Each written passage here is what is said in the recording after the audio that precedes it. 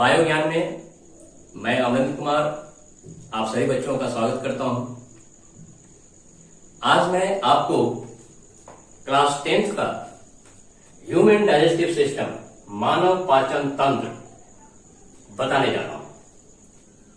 बच्चों, मैंने ये वीडियो मेरे स्कूल के ग्रामीण क्षेत्र के बच्चों को ध्यान में रखकर बनाया है, जिससे कि लॉकडाउन के अंदर उनकी पढ़ाई किसी भी प्रकार से बाधित न हो।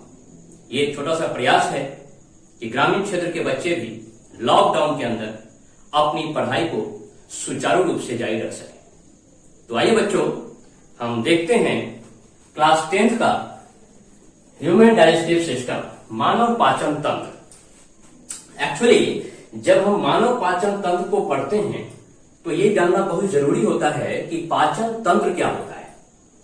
तो बच्चों, पाचन तंत्र जैसा कि मैंने यहां लिखा है, आप इसको राइट डाउन करोगे।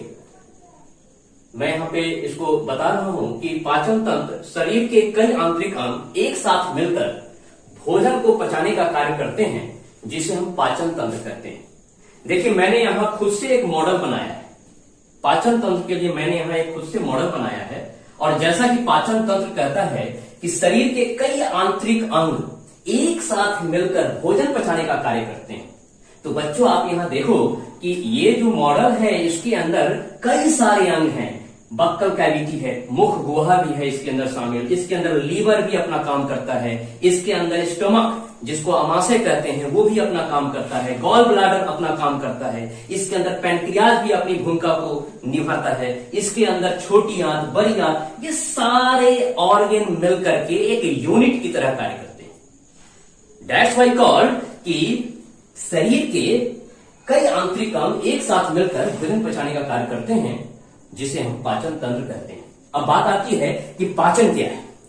तो पाचन क्या है? पाचन एक भौतिक रासायनिक प्रक्रिया है जो भोजन के जटिल पदार्थों को सरल पदार्थों में तोड़कर भोजन से ऊर्जा का निर्माण करता है। भोजन से क्या करता है? ऊर्जा का निर्माण करता है। आप यहां देखेंगे कि इसको मैंने यहां लिखा है भौतिक रासायनिक प्रक्रिया। जी हां, फिजियोकेमिकल प्रोसेस है। कैसे? क्योंकि जब हम भोजन को इंटेक करते हैं, ग्रहण करते हैं मुख गुहा के द्वारा, तो इसमें हमारे दांतों की अहम भूमिका होती है। ठीक है, इस प्रोसेस को हम समझेंगे, क्यों इसको हम लोग भौतिक रासायनिक प्रक्रिया कह रहे हैं। इस प्रोसेस को हम आगे समझेंगे। फिलहाल आप इस बात को समझो कि पाचन एक भौतिक रासायनिक प्रक्रिया है जो भोजन के जटिल पदार्थों को, जटिल पदार्थों में भी क्या, स्टार्च को, कार्बोहाइड्रेट को सरल अणुओं में तोड़ने का कार्य करता है और उस भोजन से ऊर्जा का निर्माण करता है।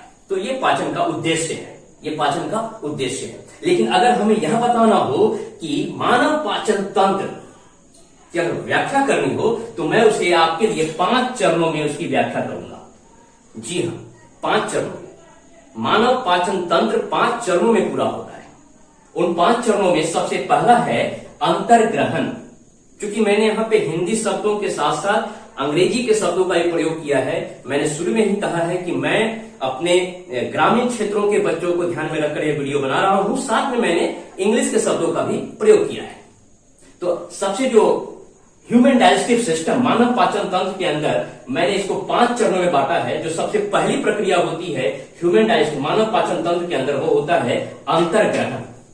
अंतर्ग्रहण जिसे इंजेशन कहते हैं, दूसरा पाचन जिसे डाइजेशन कहते हैं, तीसरा अवशोषण जिसे एब्जॉर्प्शन कहते हैं, चौथा स्वांगीकरण जिसे एसिमिलेशन कहते हैं, और पांचवा और अंतिम होता है निष्कासन जिसे इजेशन कहते हैं। तो हम 1 by 1 करके समझेंगे इस पूरे पाचन तंत्र को, 1 by 1 करके समझेंगे। और सबसे पहले हम बात करेंगे इंजेशन, अंतर्ग्रहण पे। ये जो प्रोसेस होता है अंतर्ग्रहण, इसके अंदर क्या होता है? इसके अंदर हमारे शरीर के 3 अंग शामिल होते हैं। जी हां, गौर से इस बात को समझना है कि हमारे इंजेशन के अंदर, अंतर्ग्रहण के अंदर हमारे शरीर के 3 अंग शामिल होते हैं। मुख गुहा, बक्कल कैविटी, दांत, टीथ, ग्रास नली जिसे आप ओएसोफाइगस कहते हैं, या फूड पाइप भी आप कहते हैं। तो आप अंतर्ग्रहण के अंदर 3 अंगों को शामिल करते हुए देख सकते हैं यहां पे, मुख गुहा, दांत और ग्रास नली। मुख गुहा, यहां आप देखिए बक्कल कैविटी, इसके अंदर दांत और ये आप देख रहे हैं ऑइसोफाइगस, ग्रास नली। ये क्या है बच्चों? ग्रास नली। तो ये 3 अंग इसके अंदर शामिल होते हैं। अब होता क्या है कि जब कभी हम भोजन को इंटेक करते हैं बक्कल कैविटी के थ्रू, जब कभी हम भोजन को बक्कल कैविटी, मुख गुहा के थ्रू इंटेक करते हैं, तो वहां पे दांतों की अहम भूमिका होती है, दांतों की। अब ये दांत क्या करता है, दांत के बारे में मैं एक अलग से वीडियो बना दूंगा, लेकिन मैंने एक यहाँ पे संक्षिप्त में आपको बताने का कार्य किया है कि दांतों की क्या भूमिका होती है कि वह भोजन के जटिल पदार्थों को, भोजन में उपस्थित स्टार्च को, कार्बोहाइड्रेट को जो है वो भोजन को टुकड़ों में बदलने का कार्य करता है, कई टुकड़ों में, छोटे छोटे अणुओं में तोड़ने का कार्य करता है। और जब यह काम हो रहा होता है, उसी वक्त हमारे लार ग्रंथि से, जिसे हम सलाइवरी ग्लैंड कहते हैं, हमारे लार ग्रंथि से, देखिए हमारे मुख गुहा में इस तरफ यहाँ पे लार ग्रंथि होती है, सलाइवरी ग्लैंड होती है, और ये 3 जोड़ी होती है। खैर आपको बहुत विस्तार से नहीं पढ़ना है क्लास 10 के लिए। 3 जोड़ी लार ग्रंथि होती है, जिसमें मुख्य रूप से जो ग्रंथि होती है वो होती है पैरोटिड। कौन सी ग्रंथि होती है? पैरोटिड।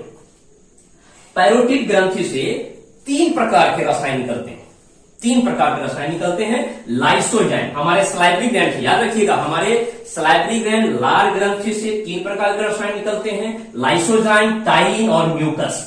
लाइसोजाइम क्या करता है, इस बंदे ने या किसी भी बंदे ने जो भोजन को इंटेक किया है, दांतों के द्वारा उसको चबाया जा रहा है, छोटे छोटे अणुओं में तोड़ा जा रहा है, उसी वक्त उस भोजन में उपस्थित, उस भोजन में मौजूद जो कीटाणु है, जो बैक्टीरिया है, जो जीवाणु है, उसको ये लाइसोजाइम मारने का काम करता है, उसको किल करने का काम करता है। और ये जो टाइन नामक रसायन है, जिसको एमाइलेज भी आप कर सकते हैं, ये भोजन में उपस्थित स्टार्च का आंशिक पाचन करता है, पूरा पाचन नहीं होता है। यहाँ पे मुख के अंदर आपके स्टार्च का, कार्बोहाइड्रेट का पूर्ण पाचन नहीं होता है, आंशिक पाचन ये आपका टाइन और एमाइलेज करने का काम करता है। और म्यूकस क्या करता है, मुख में जो भोजन आपने चबाने का काम किया है उसको चिपचिपा बनाता है। उसको क्या बनाता है? चिपचिपा। अब इस अवस्था में जो आपका भोजन है मुख के अंदर, वह कहलाता है बोलस। क्या कहलाता है? बोलस। ये जो बोलस है, जो यहां बोलस है, ये ऑइसोफाइगस के द्वारा स्टोमक में पहुंचता है, हमारे अमाशय में पहुंचता है। कहां पहुंचता है? अमाशय में पहुंचता है। लेकिन इस बात को थोड़ा यहाँ पे आप गौर से समझेंगे कि ये जो ग्रास नली से भोजन आ रहा होता है, ये ऐसा नहीं होता है कि आपने भोजन नली होता हुआ तपाक से गिर जाता हो आपके अमाशय के अंदर, ऐसा नहीं होता है। ये ग्रास नली से पेरिस्टाल्टिक मोमेंट, जिसको हिंदी में आप कहते हैं क्रमाकुंचन, पेरिस्टाल्टिक मोमेंट को आप ऐसे समझिए कि जब आप पानी पी रहे होते हैं तो आप देखेंगे कि आपका ये जो यहाँ पे है ऊपर नीचे हो रहा होता है, या कोई भी चीज को निगलने की जो प्रक्रिया होती है, जिसमें आप देख सकते हैं कि आप किसी स्नेक को देखें, किसी रैट को जब वो निगलता है तो किस प्रकार से वो धीरे धीरे उसको निगल रहा होता है। ठीक कुछ इसी प्रकार से ये जो हमारे मुख का भोजन है, जो बोलस बन चुका है, वो ग्रास नली के द्वारा जो है धीरे धीरे हमारे अमाशय में पहुंचता है। कैसे पहुंचता है? धीरे धीरे पहुंचता है। और यही वजह है, पेरिस्टाल्टिक मोमेंट के वजह से ये जो है आपका जो है धीरे धीरे अमाशय में पहुंचता है। अगर यह प्रक्रिया न हो तो क्या होगा कि आप कुछ भी खाएंगे और वो तपाक से जो है आपके अमाशय में गिरेगा और उससे आपको गहरी चोट लग सकती है। और इसी प्रोसेस के कारण, पेरिस्टाल्टिक मोमेंट के कारण ऐसा होता है कि आप किसी भी अवस्था में भोजन कर रहे होते हैं, आप लेट के भोजन करें तभी आपका भोजन अमाशय में ही जाएगा। आपको अगर उल्टा लटका दें और तब आपको कुछ खाने को हम दे और तब आप कुछ खाएं, तब भी आपका जो भोजन है वो मुख से होता हुआ ग्रास नली द्वारा सीधे आपके अमाशय में ही पहुंचेगा। तो यहां इसका बहुत बड़ा इंपॉर्टेंट है, ये पूछता है कि पेरिस्टाल्टिक किस मोमेंट के थ्रू जो है आपके ग्रास नली से भोजन पहुंचता है। तो इसको याद रखेंगे बच्चों, पेरिस्टाल्टिक मोमेंट क्रमाकुंचन प्रोसेस के थ्रू आपके अमाशय में पहुंचता है। तो यहां आप देखें कि अंतर्ग्रहण के अंतर्गत क्या क्या हुआ कि आपने देखा कि मुख गुहा के अंदर भोजन डाला, दांतों द्वारा चबाया गया और चबाने के क्रम में ही लार ग्रंथि से उसके अंदर बहुत सारे एंजाइम का सिक्रेशन हुआ, जिसमें लाइसोजाइम था, टाइन था, म्यूकस था, और सबने अपना अपना कार्य करने का इसमें अपना कार्य किया। और इस प्रकार से आपका अंतर्ग्रहण प्रोसेस समाप्त हुआ। अब ये भोजन आपके आ चुका है अमाशय में और यहां से पाचन शुरू होता है। यहां से पाचन की प्रक्रिया अब शुरू होती है, जो दूसरा स्टेज है जिसको हमने नाम लिखा है पाचन, डाइजेशन। पाचन के अंदर मुख्य रूप से हमारे शरीर के दो अंग पार्टिसिपेट करते हैं, जिसमें पहला है अमाशय, ये अमाशय, और दूसरा है छोटियां। यहां देखें गौर से, छोटियां। तो हमारे पाचन के अंतर्गत दो अंग पार्टिसिपेट करते हैं, एक आपका अमाशय और दूसरा आपका छोटियां। अमाशय में जो भोजन आता है वो बोलस के रूप में आता है। किस रूप में आता है? याद रखेंगे, बोलस के रूप में आता है। अब बोलस के रूप में जो भोजन आया है ये लगभग 4 घंटे रहेगा। कितने घंटे? 4 घंटे ये भोजन अमाशय में रहेगा। तो होगा क्या? तो होगा ये कि हमारे अमाशय से अमाशय रस निकलेगा, या जठर रस भी आप कह सकते हैं, या गैस्ट्रिक जूस भी आप उसको कह सकते हैं। ये जो गैस्ट्रिक जूस, जठर रस निकलेगा, इसमें 3 प्रकार के रसायन होंगे। कितने प्रकार के रसायन होंगे? अमाशय रस के अंदर, जठर रस के अंदर कितने प्रकार के? 3 प्रकार के रसायन होंगे। एक होगा आपका HCl, दूसरा होगा म्यूकस और तीसरा होगा पेप्सिन। अब HCl देखिए, HCl एक बहुत ही खतरनाक अम्ल है। ये क्या करता है, जब अमाशय से HCl निकलता है तो जो बोलस के रूप में भोजन आया है उसमें अभी भी कुछ बैक्टीरिया रह गया होगा, अभी भी कुछ जीवाणु रह गया होगा, उसको मारने का काम करता है, उसको किल करने का काम करता है। म्यूकस क्या करता है? म्यूकस करता है HCl के हानिकारक प्रभाव से अमाशय के भीतरी दीवारों की रक्षा करता है। जी हाँ, भीतरी दीवारों की रक्षा करता है। जैसा कि मैंने कहा, HCl एक बहुत ही खतरनाक अम्ल है और ये अगर अमाशय की भीतरी दीवारों से के संपर्क में आएगा तो उसको भी गलाने का काम कर सकता है, लेकिन यहां पे उसको बचाता है अमाशय की भीतरी दीवारों को म्यूकस नामक रसायन। म्यूकस इसकी अमाशय की भीतरी आंत की दीवारों से, अमाशय की भीतरी दीवार से निकलता है और वो क्षारीय होता है। कैसा होता है? वो क्षारीय होता है। क्षारीय होने की वजह से वो HCl के प्रभाव को निष्क्रिय कर देता है। जैसा कि आप जानते हैं, अम्ल भस्म से अभिक्रिया करके लवण और जल बनाता है, दैट्स कॉल्ड न्यूट्रलाइज रिएक्शन। तो इस वजह से हमारे अमाशय की जो भीतरी दीवार है वो बची रह जाती है। अब जो एक तीसरा रसायन है पेप्सिन, ये क्या करता है? पेप्सिन भोजन में उपस्थित प्रोटीन को पेप्टोन में बदल देता है। तो आप कह सकते हैं कि पेप्सिन जो है वो प्रोटीन का पाचन करता है। तो हमारे अमाशय में 3 प्रकार के रसायन निकलते हैं। HCl भोजन में उपस्थित जीवाणुओं को नष्ट करता है। म्यूकस HCl से अमाशय की भीतरी दीवारों की रक्षा करता है। और आपका जो पेप्सिन है वह भोजन में उपस्थित प्रोटीन का आंशिक पाचन करता है। अभी भी पूर्ण पाचन यहाँ पे प्रोटीन का नहीं हुआ है, वह प्रोटीन को पेप्टोन में बदलने का काम करता है। अब जब ये भोजन यहाँ 3 से 4 घंटे रहता है तो इस अवस्था में भोजन लेई का रूप ले लेता है। लेई, जिसे आप कहते हैं काइम, जिसे क्या कहते हैं आप? काइम। तो ये जो भोजन है अमाशय से अब ये छोटी आंत में प्रवेश करेगा, छोटी आंत में प्रवेश करेगा। और जब छोटी आंत में प्रवेश करेगा तो यह कौन से रूप में प्रवेश करेगा? काइम के रूप में प्रवेश करेगा। याद रखेंगे, काइम के रूप में प्रवेश करेगा। और यहां पे फिर से मैं रिपीट कर दूं कि जब बक्कल कैविटी से, मुख गुहा से भोजन आया था अमाशय में तो वह बोलस के रूप में आया था, और यहां से अब वह काइम का रूप लेकर के छोटी आंत में प्रवेश कर रहा है। छोटी आंत में जब यह प्रवेश कर रहा होता है तो इस भोजन की प्रकृति जो होती है, इस लेई की जो प्रकृति होती है, इस काइम की जो प्रकृति होती है वह अम्लीय होती है। और छोटी आंत कहता है कि भाई हम अम्लीय चीजों को हम पाचन नहीं करेंगे, अम्लीय वस्तुओं का पाचन हम नहीं करेंगे। तो यहीं पे एक ग्रंथि जो है, आप बड़ी सी एक रेड कलर में जो देख रहे हैं, ये हमारे शरीर की सबसे बड़ी ग्रंथि भी है, जिसको आप लीवर कहते हैं, हिंदी में आप यकृत कहते हैं। ये बाइल जूस का निर्माण करता है, पित्त रस का निर्माण करता है। ये पित्त रस को ये यहाँ पे गॉल ब्लैडर जिसको हिंदी में पित्ताशय कहते हैं, उसके अंदर जमा करता है। और जब कभी आपका भोजन अमाशय से निकल के छोटी आंत में पहुंचता है तो साथ में ये बाइल जूस जो लीवर से निकला है ये भी इस अमाशय के नली ड्यूडेनम, ये जो एरिया है ड्यूडेनम है, इसके द्वारा होता हुआ छोटी आंत में पहुंच जाता है। और छोटी आंत में पहुंचता है, ये देखिए छोटी आंत में पहुंचने वाला भोजन काइट कहलाता है, और उसके साथ में क्या पहुंच जाता है, लीवर से पहुंच जाता है, उसके साथ में पित्त रस।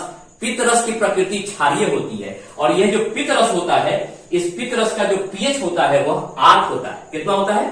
8 होता है। अब ये क्या करता है, ये जो भोजन अमाशय से छोटी आंत में पहुंचा है, इस अमाशय से छोटी आंत में पहुंचने के बाद पित्त रस इस भोजन को क्षारीय बना देता है। क्या बना देता है? क्षारीय बना देता है। और ये पित्त रस जो है वह छोटी आंत में आपके भोजन में उपस्थित वसा का भी पाचन करता है, और वसा के पाचन को इमल्सिफिकेशन कहते हैं। वसा का जो पाचन होता है, इस प्रक्रिया को इमल्सिफिकेशन कहते हैं। तो आप देख सकते हैं कि ये जो आपकी छोटी आंत है, दरअसल इस छोटी आंत के एक प्रश्न भी पूछता है कि किस हिस्से में पाचन होता है। तो मैं आपको बता दूं, छोटी आंत के सबसे निचले हिस्से में पाचन का काम होता है, और यहाँ पे भोजन का पूर्ण पाचन होता है। तो आपने देखा कि आमाशय से भोजन छोटी आंत में किस भाग में आ गया है? इलियम के अंदर आ गया है। ये जो हिस्सा आप देख रहे हैं, ये इलियम है, इलियम के अंदर आ गया है। और यहाँ पे आपने देखा कि साथ में कौन आ गया है? बाइल जूस आ गया है, और इसके अंदर एक और भी एंजाइम आता है, और वो आता है अग्नाशय से। ये देखिए अग्नाशय है, जिसको इंग्लिश में बोलते हैं पैंक्रियाज। क्या बोलते हैं? पैंक्रियाज बोलते हैं। इससे भी एक रस निकलता है, इससे भी एक एंजाइम निकलता है, जिसे हम कहते हैं पैंक्रियाटिक जूस, और हिंदी में कहते हैं अग्नाशय रस। अग्नाशय रस भी छोटी आंत में पहुंच जाता है। छोटी आंत में जब अग्नाशय रस पहुंच जाता है, दरअसल अग्नाशय रस को हम लोग पूर्ण पाचक रस भी कहते हैं। क्यों? क्योंकि इससे जो निकलने वाले एंजाइम होते हैं वह पूरी तरीके से भोजन में उपस्थित कार्बोहाइड्रेट, प्रोटीन और फैट का पाचन कर देते हैं। तो आप यहां देखें कि अग्नाशय रस से 3 प्रकार के एंजाइम निकलते हैं। आप इसको याद करने के लिए बोल सकते हैं LAT, LAT, L for lipase, A for amylase, T for trypsin. तो यहां पे लाइपेज क्या करता है? लाइपेज भोजन में उपस्थित वसा का पाचन कर देता है। लाइपेज क्या करता है? भोजन में उपस्थित वसा का पाचन कर देता है। यहां पे एमाइलेज कार्बोहाइड्रेट का पाचन कर देता है, स्टार्च का पाचन कर देता है, और ट्रिप्सिन क्या करता है? जो प्रोटीन पेप्टोन के रूप में बदल गया था, उस पेप्टोन को पेप्टाइड में बदल देता है। क्या करता है? पेप्टाइड में बदल देता है। और साथ ही साथ ये जो छोटी आंत है, ये भी एक रस का स्राव करता है, जिसे इंटेस्टाइनल जूस या आंत्र रस कहते हैं। और आंत्र रस जो होता है वो क्या करता है? प्रोटीन को एमिनो अम्ल में बदल देता है, एमिनो एसिड में बदल देता है, कार्बोहाइड्रेट को ग्लूकोज में कन्वर्ट कर देता है, और वसा को फैटी एसिड तथा ग्लिसरॉल में बदलने का काम करता है। तो इस प्रकार आप देख लें कि छोटी आंत के इलियम में पूर्ण पाचन हो जाता है। कहां पूर्ण पाचन हो जाता है? छोटी आंत के इलियम में। दरअसल छोटी आंत के 3 हिस्से होते हैं, ड्यूडेनम, जेजुनम और इलियम। तो इलियम वाले हिस्से में, ये जो नीचे वाला हिस्सा है, ये जो नीचे वाला हिस्सा है, ये इलियम, इसमें पूर्ण पाचन हो जाता है। और इसी हिस्से में इलियम वाले हिस्से में उसकी भीतरी दीवारों में उंगली जैसी आकृति या उंगली नुमा प्रवर्धन होते हैं, आकृतियां होती हैं, जिसे आप रसांकुर कहते हैं हिंदी में, और इंग्लिश में कहते हैं विली। ये क्या करता है? जो आपके भोजन से जो रस बना है, पाचक रस बना है, जो पोषक तत्व प्राप्त हुआ है, जिसको पाचक रस कहते हैं, उसका अवशोषण कर लेता है। और यह प्रक्रिया तीसरी प्रक्रिया कहलाती है अवशोषण। पाचन तंत्र के अंदर तीसरी प्रक्रिया कहलाती है अवशोषण। और वो अवशोषण कहां होता है? इस इलियम में होता है। इलियम के भीतरी दीवारों में, अंदरूनी दीवारों में उंगली जैसी आकृति जो विली है, वह पाचक रस का अवशोषण कर लेता है। और पाचक रस का अवशोषण करने के बाद क्या होता है? चौथी प्रक्रिया शुरू हो जाती है, जिसको आप कहते हैं स्वांगीकरण, या आप उसको इंग्लिश में कहते हैं एसिमिलेशन। अब ये स्वांगीकरण के अंदर क्या होता है कि जो पाचक रस का अवशोषण किया गया है, जिस पाचक रस का अवशोषण किया गया है, उसको ब्लड तक पहुंचाया गया है। दरअसल उसका विली ने अवशोषण करके उसको ब्लड तक पहुंचा दिया। अब ब्लड क्या कर रहा है? स्वांगीकरण के अंदर उसको डिस्ट्रीब्यूट कर रहा है, उसको फैला रहा है। कहां फैला रहा है? Blood transports digestive juice to cells, कोशिकाओं तक पहुंचा दे रहा है। और जब कोशिकाओं तक वह ग्लूकोज के रूप में पहुंच जा रहा है, तो जब कभी हम रेस्पिरेटरी सिस्टम में आप पढ़ेंगे कि जब कभी हम सांस लेंगे, जब कभी हम सांस ले रहे होते हैं, जब हम सांस ले रहे होते हैं, तो वो ऑक्सीजन भी सेल के अंदर पहुंचता है, और जो ग्लूकोज पहुंचा हुआ है उसके साथ कंबाइन करके एनर्जी का निर्माण कर लेता है। तो हम कह सकते हैं कि पाचन का उद्देश्य ऊर्जा का निर्माण भी है। तो स्वांगीकरण के अंदर क्या हुआ कि ब्लड में जो पाचक रस पहुंचा हुआ है वो कोशिकाओं तक पहुंचकर ऊर्जा का निर्माण करता है। अब यहां से पूरी तरीके से पाचक रस का अवशोषण हो चुका है। अब अनडाइजेस्टेड फूड अर्थात जो अपचित भोजन है वह बड़ी आंत में सीकम के द्वारा प्रवेश करता है। ये देखिए, ये वाला जो हिस्सा है बड़ी आंत का, ठीक है, बड़ी आंत का ये वाला हिस्सा, इसको सीकम कहते हैं। क्या कहते हैं? सीकम। और ये बड़ी आंत के हिस्से में यहां से सीकम के द्वारा प्रवेश करता है और बड़ी आंत को कोलोन भी कहा गया है, ठीक है। तो यहां पे बड़ी आंत में लार्ज इंटेस्टाइन के अंदर सीकम के थ्रू ये अनडाइजेस्टेड फूड, अपचित भोज्य पदार्थ जो है वो प्रवेश करता है और यहां पे उस अपचित भोज्य पदार्थ में जल अभी है। तो बड़ी आंत क्या करेगा? बड़ी आंत करेगा कि उस अपचित भोज्य पदार्थ के अंदर जो जल है उसका अवशोषण कर लेगा। तो बड़ी आंत का जो मुख्य कार्य है कि अपचित भोजन के अंदर जो जल उपस्थित है उसका अवशोषण करना, और उसको अवशोषण करके वह क्या करेगा, यहां पे रेक्टम के पास पहुंचा देगा। कहां पहुंचा देगा? रेक्टम के पास पहुंचा देगा। और जब रेक्टम के पास उस अपचित भोजन को पहुंचाएगा, उस अनडाइजेस्टेड फूड को पहुंचाएगा, तो यहां पे रेक्टम के अंदर वो जो अपशिष्ट पदार्थ है वह कहलाएगा काइल। क्या कहलाएगा? काइल। रेक्टम के अंदर ये जो अपचित अपशिष्ट पदार्थ पहुंचता है वह कहलाता है काइल कहलाता है। और ये जो काइल है वह कुछ समय बाद एनस के द्वारा, जिसको आप मल द्वार कहते हैं, एनस के द्वारा जब कभी आवश्यकता पड़ती है, एनस के द्वारा वह बाहर निकल जाता है। तो इस प्रकार आप देखते हैं कि आपका ये जो मानव पाचन तंत्र है इसके अंदर 5 प्रकार से, ये 5 भागों में इसको जो बांटा गया, अंतर्ग्रहण, पाचन, अवशोषण, स्वांगीकरण, निष्कासन। तो निष्कासन के अंतर्गत जो मुख्य रूप से अंग शामिल होता है वो होता है बड़ी आंत, मल द्वार, और यहाँ पे कुछ इंपॉर्टेंट चीजें आप समझने के लिए, आपके स्टूल का, हमारे स्टूल का जो रंग होता है पीला, वो इसलिए होता है क्योंकि ये जो लीवर है ये बिलिरुबिन भी बनाता है, बिलिरुबिन, और बिलिरुबिन के कारण हमारे स्टूल का रंग जो होता है वो पीला होता है। तो आप देख लें कि जब कभी भी आप मानव पाचन तंत्र को लिखें तो इसको बस इस एक जो आप देख रहे हैं मैंने बोर्ड पे उतारा है, इसको आप अगर आप स्क्रीनशॉट इसका ले लें और इसको एक एक चीज को अगर आप इसके वर्णन कर दें तो आप बहुत ही अच्छे तरीके से मानव पाचन तंत्र पे लिख सकते हैं। और यहाँ पे कुछ बातें जो बताने के लिए रह गई हैं वो मैं ये बता सकता हूं आपके लिए कि ये जो आपका ओएसोफाइगस है ये 25 सेंटीमीटर लंबा होता है। कितना होता है? 25 सेंटीमीटर लंबा होता है। सबसे जो बड़ी जो आपकी लंबाई में होती है वो होती है आपकी छोटी आंत।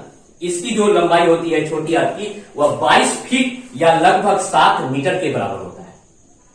फिर आप बात कर ले बड़ी आंत की तो ये 5 फीट लंबा होता है, या फिर मीटर में बात करेंगे तो लगभग 1.5 मीटर होता है। और ये जो आप देख रहे हैं बक्कल कैविटी से एनस तक, इस पूरे सिस्टम को एलिमेंट्री कैनाल कहते हैं, आहार नाल कहते हैं, जिसकी लंबाई 32 फीट होती है, लगभग 9 मीटर। तो बहुत सारे ऑब्जेक्टिव के प्रश्न इससे बनते हैं। तो मैं ये कहना चाहूंगा कि आप सब्जेक्टिव के लिए अगर इस पे कोई अगर आपको लिखने के लिए आता है मानव पाचन तंत्र, उस पर आप लिख, इसको खूब अच्छे से अध्ययन करके जो जो चीजें इसके अंदर है उसको आप एक एक करके थॉरो अगर आप स्टडी करेंगे तो सब्जेक्टिव अच्छा अगर आपका होगा तो बट नेचुरल है कि आप ऑब्जेक्टिव भी उतने ही अच्छे तरीके से बता पाएंगे और उस प्रश्न को सॉल्व कर पाएंगे। सो बच्चों, दैट्स ऑल फॉर टुडे। फिर हम लोग किसी अन्य टॉपिक पे मिलेंगे और किसी अन्य टॉपिक पे आपके साथ चर्चा करेंगे। तब तक के लिए धन्यवाद।